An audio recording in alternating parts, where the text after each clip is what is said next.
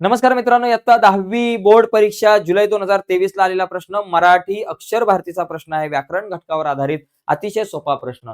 काय दिलंय? पुढील विरामचिन्हे ओळखा. 2 मार्काचा प्रश्न मित्रांनो. फक्त विरामचिन्हे आपल्याला ओळखायची आहेत. इथं काय दिलंय बघा, एक हे कुठलं विरामचिन्ह आहे? तर याला आपण म्हणतो एकेरी अवतरण चिन्ह. अवतरण चिन्ह आहे, पण काय आहे बाबा? एकेरी अवतरण चिन्ह. अवतरण चिन्ह. एकेरी अवतरण चिन्ह आहे. झालं? त्याच्यानंतर हे काय बाबा? हा अर्धविराम आहे. अर्धविराम. अर्धविराम.